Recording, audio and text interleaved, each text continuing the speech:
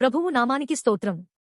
ప్రతిరోజు వినడం ద్వారా ఒక సంవత్సరానికి బైబిల్ చదవడానికి ఈ ఛానల్ సహాయపడుతుంది. Please subscribe and support. హృదయపూర్వక ధన్యవాదాలు.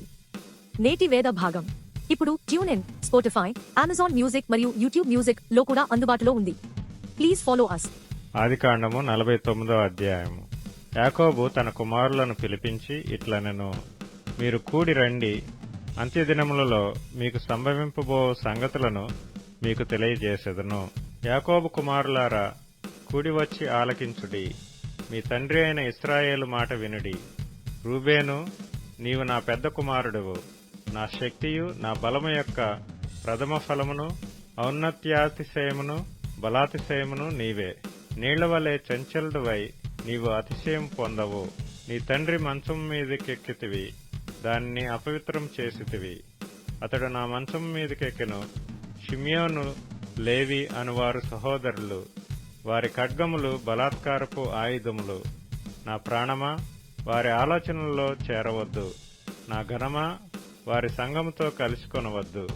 వారు కోపం వచ్చి మనుషులను చంపిరి, తమ స్వేచ్ఛ చేత ఎద్దుల గుదికాలి నరములను తెగగొట్టిరి. వారి కోపము వేండ్రమైనది, వారి ఉగ్రతయు కఠినమైనది. అవి శపింపబడును. యాకోబులో వారిని విభజించెదను, ఇశ్రాయేలులో వారిని చెదరగొట్టెదను. యూదా, నీ సహోదరులు నిన్ను స్తుతించెదరు. నీ చెయ్యి నీ శత్రువుల మెడమీద ఉండును. నీ తండ్రి కుమారులు నీ ఎదుట సాగిలపడుదురు. యూదా కొదమ సింహము, నా కుమారుడా, నీవు పట్టిన దాని తిని వచ్చితివి. సింహం వలను గర్జించు ఆడుసింహం వలను అతడు కాళ్లు ముడుచుకొని పండుకొనెను. అతని లేపువాడెవడు? షిలోహు వచ్చు వరకు యూదా యొద్ద నుండి దండము తొలగదు, అతని కాళ్ల మధ్య నుండి రాజదండము తొలగదు. ప్రజలు అతనికి విధేయులై ఇందురు.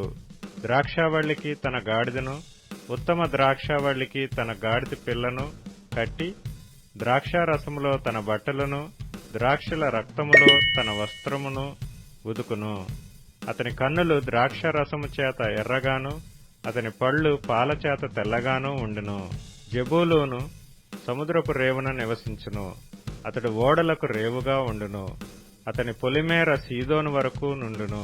ఇస్సాకారు రెండు దొడ్ల మధ్యను పండుకొనియున్న బలమైన గార్ధబము. అతడు విశ్రాంతి మంచిదొకటయు, ఆ భూమి రమ్యమైనదొకటయు చూచిన గనుక అతడు మోయిటకు భుజము వంచుకొని వెట్టిచేయు దాసుడగును. దాను ఇశ్రాయేలు గోత్రికుల వలె తన ప్రజలకు న్యాయము తీర్చును. దాను త్రోవలో సర్పముగాను, దారిలో కట్లపాముగాను ఉండును. అది గుర్రపు మడిమలు కరుచును, అందువలన ఎక్కువాడు వెనకకు పడును. యెహోవా, నీ రక్షణ కొరకు కనిపెట్టియున్నాను. బంటుల గుంపు గాదును కొట్టును, అతడు మడిమను కొట్టును. ఆషేరు నొద్ద శ్రేష్టమైన ఆహారము కలదు, రాజులకు తగిన మధుర పదార్థములను అతడిచ్చును. నఫ్తాలి విడువబడిన లేడి, అతడు ఇంపైన మాటలు పలుకును. యోసేపు ఫలించడి కొమ్మ, ఊట యొద్ద ఫలించడి కొమ్మ, దాని రెమ్మలు గోడ మీదకి ఎక్కి వ్యాపించును. విలుకాండ్రు అతని వేధించిరి, వారు బాణములను వేసి అతన్ని హింసించిరి. యాకోబు కొరచు పరాక్రమశాలి అయిన వాని హస్త బలము వలన అతని విల్లు బలమైనదగును. ఇశ్రాయేలునకు బండయు మేపిడివాడును ఆయనే. నీకు సహాయం చేయు నీ తండ్రి దేవుని వలనను, పైనుండి మింటి దీవెనలతోనూ, క్రింద దాగియున్న అగాధ జలముల దీవెనలతోనూ, స్తనముల దీవెనలతోనూ, గర్భముల దీవెనలతోనూ నిన్ను దీవించు సర్వశక్తిని దీవెన వలనను అతని బాహుబలము దిట్టపరచబడును. నీ తండ్రి దీవెనలు నా పూర్వీకుల దీవెనల పైని చిరకాల పర్వతముల కంటే హెచ్చుగా ప్రబలమగును. అవి యోసేపు తల మీదను, అతని సహోదరుల నుండి వేరుపరచబడిన వాని నడినెత్తి మీదను ఉండును. బెన్యామీను చీల్చునట్టి తోడేలు, అతడు ఉదయమందు ఎర్రను తిని అస్తమయమందు దోపుడు సొమ్ము పంచుకొనును. ఇవి అన్నియు ఇశ్రాయేలు 12 గోత్రములు. వారి తండ్రి వారిని దీవించుచు వారితో చెప్పినది ఇదే. ఎవరి దీవెన చొప్పున వారిని దీవించెను. తరువాత అతడు వారికి ఆజ్ఞాపించుతూ ఇట్లనెను, నేను నా స్వజనుల యొద్దకు చేర్చబడుచున్నాను. హిత్తీయుడైన ఎఫ్రోను భూమి యందున్న గుహలో నా తండ్రుల యొద్ద నన్ను పాతిపెట్టుడి. ఆ గుహ కనాను దేశమందలి మమ్రే ఎదుటనున్న మక్పేలా పొలములో ఉన్నది. అబ్రాహాము దానిని ఆ పొలమును హిత్తీయుడగు ఎఫ్రోను యొద్ద శ్మశాన భూమి కొరకు స్వాస్థ్యముగా కొనెను. అక్కడనే వారు అబ్రాహామును అతని భార్య అయిన శారాను పాతిపెట్టిరి. అక్కడనే ఇస్సాకును అతని భార్య అయిన రిబ్కాను పాతిపెట్టిరి. అక్కడనే నేను లేయాను పాతిపెట్టితిని. ఆ పొలమును అందులోనున్న గుహయు హేతు కుమారుల యొద్ద కొనబడినదనెను. యాకోబు తన కుమారులకు ఆజ్ఞాపించుట చాలించి మంచము మీద తన కాళ్లు ముడుచుకుని ప్రాణము విడిచి తన స్వజనుల యొద్దకు చేర్చబడెను. ఆదికాండము 50వ అధ్యాయము.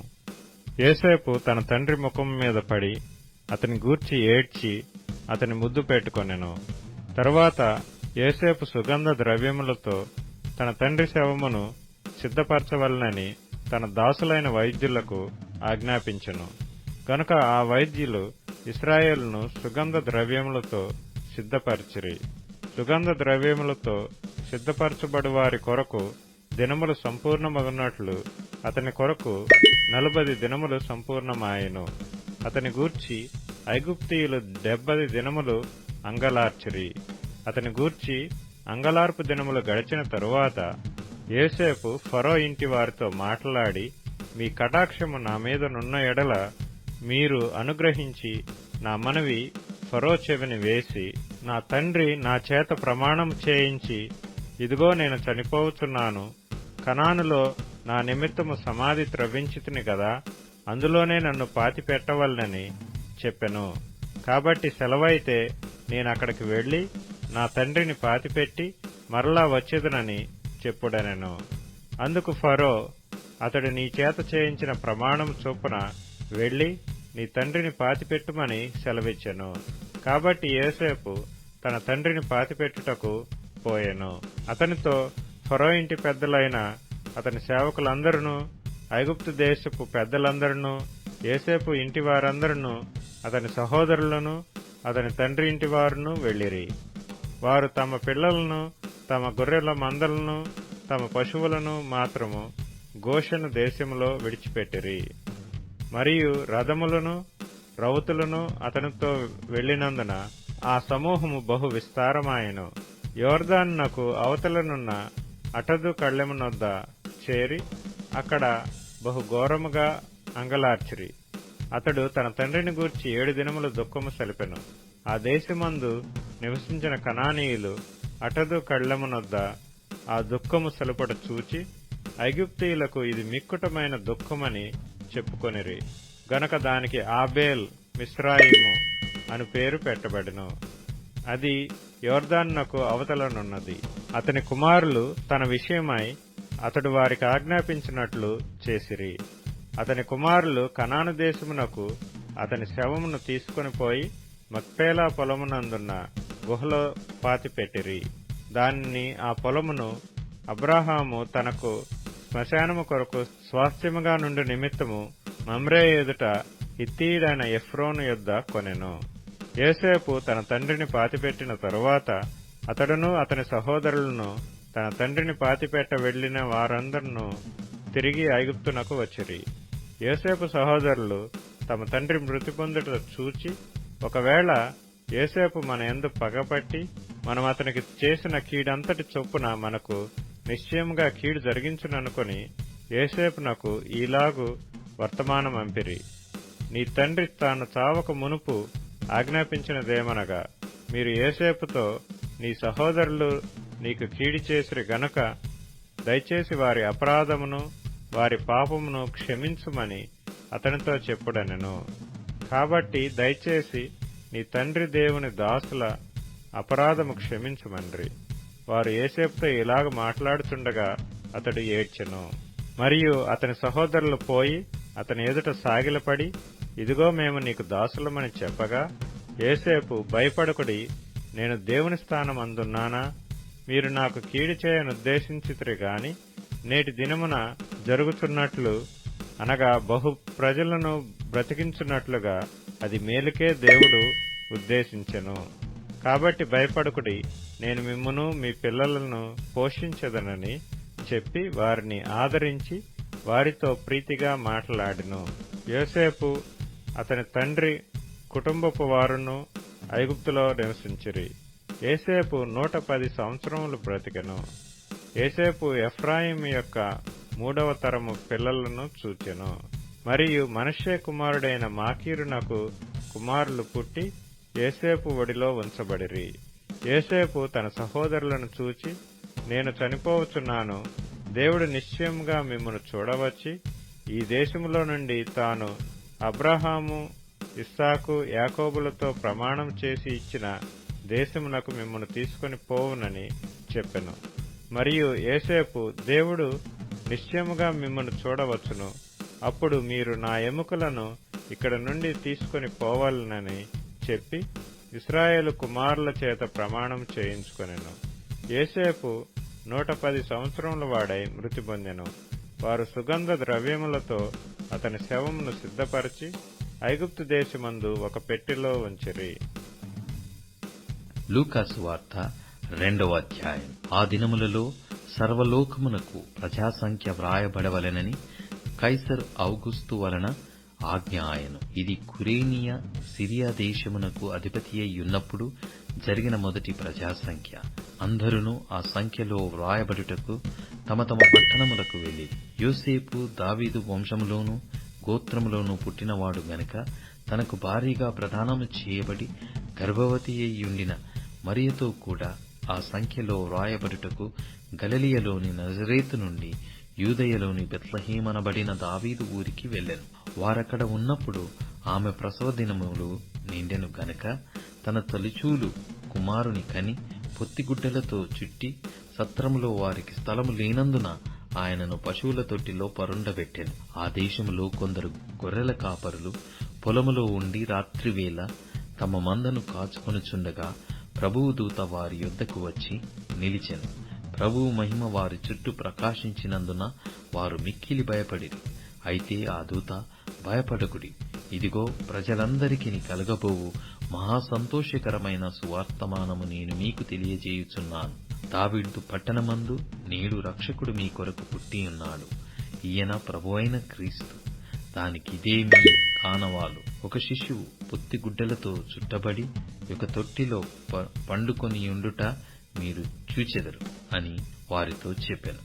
వెంటనే పరలోక సైన్య సమూహము ఆ దూతతో కూడా నుండి సర్వోన్నతమైన స్థలములలో దేవునికి మహిమయు ఆయనకిష్టులైన మనుష్యులకు భూమి మీద సమాధానమును కలుగుగాక అని దేవుని స్తోత్రము చేయుచుండెను. ఆ దూతలు తమ యొద్ద నుండి పరలోకమునకు వెళ్లి తరువాత ఆ గొర్రెల కాపరులు జరిగిన ఈ కార్యమును ప్రభువు మనకు తెలియజేయించి ఉన్నాడు, మనము బెత్లెహేము వరకు వెళ్లి చూతము రండని ఒకనితోనొకడు చెప్పుకొని త్వరగా వెళ్లి మరియను యోసేపును తొట్టిలో పండుకొనియున్న శిశువును చూచిరి. వారు చూచి ఈ శిశువును గూర్చి తమతో చెప్పబడిన మాటలు ప్రచురము చేసిరి. గొర్రెల కాపరులు తమతో చెప్పిన సంగతులను గూర్చి విన్న వారందరూ మిక్కిలి ఆశ్చర్యపడిరి. అయితే మరియ ఆ మాటలన్నీయు తన హృదయములో తలపోసికొనుచు భద్రము చేసుకొనెను. అంతటా ఆ గొర్రెల కాపరులు తమతో చెప్పబడినట్టుగా తాము విన్న వాటిని కన్న వాటినన్నింటిని గూర్చి దేవుని మహిమపరచుచు స్తోత్రం చేయుచు తిరిగి వెళ్ళిరి. ఆ శిశువునకు సున్నతి చేయవలసినది 8వ దినము వచ్చినప్పుడు గర్భమందాయన పడకమునుపే దేవదూత చేత పెట్టబడిన యేసు అను పేరు వారు ఆయనకు పెట్టిరి. మోషే ధర్మశాస్త్రము చొప్పున వారు తమ్మును శుద్ధి చేసుకుని దినములు గడిచినప్పుడు ప్రతి తొలిచూలు మగపిల్ల ప్రభువుకు ప్రతిష్ఠ చేయబడవలెను అని ప్రభువు ధర్మశాస్త్రమందు వ్రాయబడియున్నట్టు ఆయనను ప్రభువునకు ప్రతిష్ఠించుటకును ప్రభువు ధర్మశాస్త్రమందు చెప్పబడినట్టు గువ్వల జతనైనను 2 పావురపు పిల్లలనైనను బలిగా సమర్పించుటకును వారు ఆయనను యెరూషలేమునకు తీసుకొని పోయిరి. యెరూషలేమునందు సిమియోనను ఒక మనుష్యుడుండెను. అతడు నీతిమంతుడును భక్తిపరుడునయ్యుండి ఇశ్రాయేలు యొక్క ఆదరణ కొరకు కనిపెట్టువాడు. పరిశుద్ధాత్మ అతని మీద ఉండెను. అతడు ప్రభు యొక్క క్రీస్తును చూడక మునుపు మరణము పొందడని అతనికి పరిశుద్ధాత్మ చేత బయలుపరచబడి ఉండెను. ఆత్మవశుడై అతడు దేవాలయములోనికి వచ్చెను. అంతటా ధర్మశాస్త్ర పద్ధతి చొప్పున ఆయన విషయమై జరిగించుటకు తల్లిదండ్రులు శిశువైన యేసును దేవాలయములోనికి తీసుకుని వచ్చినప్పుడు అతడు తన చేతులలో ఆయనను ఎత్తుకొని దేవుని స్తుతించుచు ఇట్లనెను: నాథా, ఇప్పుడు నీ మాట చొప్పున సమాధానముతో నీ దాసుని పోనిచ్చుచున్నావు. అన్యజనులకు నిన్ను బయలుపరచుటకు వెలుగుగాను, నీ ప్రజలైన ఇశ్రాయేలుకు మహిమగాను నీవు సకల ప్రజల ఎదుట సిద్ధపరిచిన నీ రక్షణ నేను కన్నులారా చూచితిని. యోసేపును ఆయన తల్లియు ఆయనను గూర్చి చెప్పబడిన మాటలను విని ఆశ్చర్యపడిరి. సిమెయోను వారిని దీవించి, ఇదిగో, అనేక హృదయాలోచనలు బయలుపడినట్లు ఇశ్రాయేలులలో అనేకులు పడుటకును తిరిగి లేచుటకును వివాదాస్పదమైన గుర్తుగా ఈయన నియమింపబడియున్నాడు. మరియు నీ హృదయములోనికి ఒక ఖడ్గము దూసుకుని పోవునని ఆయన తల్లి అయిన మరియతో చెప్పెను. మరియ ఆషేరు గోత్రికురాలును, పనుయేలు కుమార్తెయునైన అన్న అను ఒక ప్రవక్తియుండెను. ఆమె కన్యాత్వము మొదలు 7 ఏండ్లు పెనిమిటితో సంసారం చేసి బహుకాలము గడిచినదై 84 సంవత్సరములు విధవరాలయ్యుండి దేవాలయము విడవక ఉపవాస ప్రార్థనలతో రేయింబగళ్ళు సేవ చేయుచుండెను. ఆమె కూడా ఆ గడియలోనే లోపలికి వచ్చి దేవుని కొనియాడి యెరూషలేములో విమోచన కొరకు కనిపెట్టుచున్న వారందరితో ఆయనను గూర్చి మాటలాడుచుండెను. అంతట వారు ప్రభువు ధర్మశాస్త్రము చొప్పున సమస్తము తీర్చిన పిమ్మట గలిలయలోని నజరేతను తమ ఊరికి తిరిగి వెళ్ళిరి. బాలుడు జ్ఞానముతో నిండుకొనుచు ఎదిగి బలము పొందుచుండెను. దేవుని దయ ఆయన మీద ఉండుండెను. పస్కా పండుగప్పుడు ఆయన తల్లిదండ్రులు ఏటేటా యెరూషలేమునకు వెళ్ళుచుండువారు. ఆయన 12 ఏండ్ల వాడై ఉన్నప్పుడు ఆ పండుగనాచరించుటకై వాడుక చొప్పున వారు యెరూషలేమునకు వెళ్ళిరి. ఆ దినములు తీరిన తరువాత వారు తిరిగి వెళ్ళుచుండగా బాలుడైన యేసు యెరూషలేములో నిలిచెను. ఆయన తల్లిదండ్రులు ఆ సంగతి ఎరుగక ఆయన సమూహములో ఉన్నాడని తలంచి 1 దిన ప్రయాణము సాగిపోయి తమ బంధువులలోనూ నెలవైన వారిలోనూ ఆయనను వెదుకుచుండిరి. ఆయన కనబడనందున ఆయనను వెదుకుచు యెరూషలేమునకు తిరిగి వచ్చిరి. 3 దినములైన తరువాత ఆయన దేవాలయములో బోధకుల మధ్య కూర్చుండి వారి మాటలను ఆలకించుచు వారిని ప్రశ్నలడుగుచు ఉండగా చూచిరి. ఆయన మాటలు వినిన వారందరూ ఆయన ప్రశ్నల ప్రజ్ఞకును ప్రత్యుత్తరములకును విస్మయమొందిరి. ఆయన తల్లిదండ్రులు ఆయనను చూచి మిక్కిలి ఆశ్చర్యపడిరి. ఆయన తల్లి, కుమారుడా, మమ్మును ఎందుకీలాగు చేసితివి? ఇదిగో, నీ తండ్రియు నేనును దుఃఖపడుచు నిన్ను వెదుకుచుంటిమని ఆయనతో చెప్పగా ఆయన, మీరేల నన్ను వెదుకుచుంటిరి? నేను నా తండ్రి పనుల మీద నుండవలెనని మీరెరుగరా అని వారితో చెప్పెను. అయితే ఆయన తమతో చెప్పిన మాట వారు గ్రహింపలేదు. అంతటా ఆయన వారితో కూడా బయలుదేరి నజరేతునకు వచ్చి వారికి లోబడియుండెను. ఆయన తల్లి ఈ సంగతులన్నిటినీ తన హృదయములో భద్రము చేసుకొనెను. యేసు జ్ఞానమునందును వయస్సునందును దేవుని దయయందును మనుషుల దయయందును వర్ధిల్లుచుండెను. కీర్తనల గ్రంథం 25వ కీర్తన. యెహోవా, నీ దిక్కునకు చూచి నా ఆత్మను ఎత్తికొనుచున్నాను. నా దేవా, నీయందు నమ్మికయుంచియున్నాను. నన్ను సిగ్గుపడనీయకుము. నా శత్రువులను నన్ను గూర్చి ఉత్సహింపనీయకుము. నీ కొరకు కనిపెట్టు వారిలో ఎవడునూ సిగ్గునొందడు. హేతువు లేకుండానే ద్రోహము చేయువారు సిగ్గునొందుదురు. యెహోవా, నీ మార్గములను నాకు తెలియజేయుము. నీ త్రోవలను నాకు తేటపరచుము. నన్ను నీ సత్యము ననుసరింపజేసి నాకు ఉపదేశము చేయుము. నీవే నా రక్షణకర్తవైన దేవుడవు.